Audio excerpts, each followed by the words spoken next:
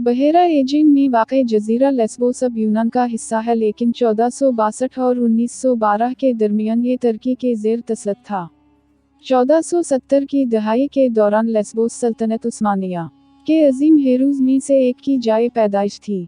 बहेरा रोम का बहरे कज़ाक, जिसे बालाखिर बारबरोसा अपने कैरियर के दौरान बहुत से नामों से चला गया, खिज़र, हैरुद्दीन पाशा, अल्जीयर्स का कज़ाक, और यहाँ तक कि समंदर का बादशाह। लेकिन नाम बारबारोसा का आगाज़ उसके और उसके भाई अरूज यानी बारबारोसा भाइयों के लिए एक नाम के तौर पर हुआ। बारबरोसा बरादरान पहले ही बहेरा रोम में कज़ाकों का तजर्बा कर चुके थे जब स्पेन ने 1492 में गरनाता पर अपनी फतह मुकम्मल की। जज़ीरा नमा आइबेरियन में इस्लामी हुक्मरानी के आखिरी हिस्से को शिकस्त दी और उस खिते से मुसलमान तारकीन वतन ने शुमाली अफ्रीका में पनाह ली।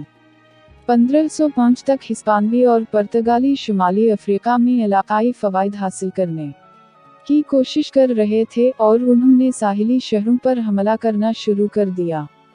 साथ ही मुसलमानों पर उन हमलों से मुश्ताल होकर खिज़र और आरूज ने कोरकोर की हदायत पर प्राइवेट के तौर पर काम किया ताकि मगरबी बहेरा रोम में हिस्पानवी और पुर्तगाली जहाज़ रानी में खलल डालें।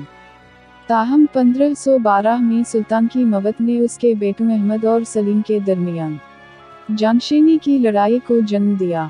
सलीम ने अहमद को शिकस्त दी और अहमद के हामियों का सिफाया करना शुरू कर दिया। सलीम कोरकोर पर भी इद्दिम एतमाद था और उसने इसे फांसी दे दी। उसके जवाब में बारबरोसा के बरादरान अपने आप को एक ऐसी हुकूमत से अलग करने के लिए शुमाली अफ्रीका फरार हो गए जो मुमकिन तौर पर उनसे दुश्मनी का बाउस होगी, और वो स्पेन के खिलाफ अपनी जिद्दोजहद में खिते की मुख्तलिफ रियासतों में शामिल हो गए। अगले 3 सालों में बारबारोसा बरादरान शुमाली अफ्रीकी कम्युनिटीज़ में नुमायां तौर पर बढ़े और आज़ाद कारसायर के तौर पर हिस्पानवी और पुर्तगाली जहाज़ रानी का शिकार हुए। 1516 में भाइयों की कमान में फौजों ने अल्जायर पर हमला किया और शहर आरूज पर गिर गया। उस्मानियों ने उस तरक्की को शुमाली अफ्रीका में अपने असर व रसूख को बढ़ाने के एक मौके के तौर पर तस्लीम किया और उन्होंने अपने भाइयों को अपनी माली इमदाद और सियासी मदद की पेशकश की, जिसने आरूज और खिज़र को अपने फ़वाइद को मुस्तहिक़ करने की इजाज़त दी। उसके बाद उस्मानियों ने खिज़र को अल्जीरिस्टो अरूज के गवर्नर और मगरबी बहेरा रोम के चीफ समंदरी गवर्नर के बराए नाम अलक़ाबात पेश किए, लेकिन ये भाई अभी तक सल्तनत उस्मानिया की मुकम्मल राया नहीं थे। अरूज 1518 में हिस्पाडाइन से लड़ते हुए मर गया और अगले साल हिस्पाडाइन ने अल्जायर पर दोबारा कब्जा कर लिया। उस अरसे के दौरान खिज़र, जो अब हायर अल-दीन के नाम से जाना जाता है, ने बारबरोसा का लक़्ब अख्तियार किया और लड़ाई जारी रखने के लिए कदम बढ़ाया, जिसके लिए उसने उस्मानियों से मदद तलब की।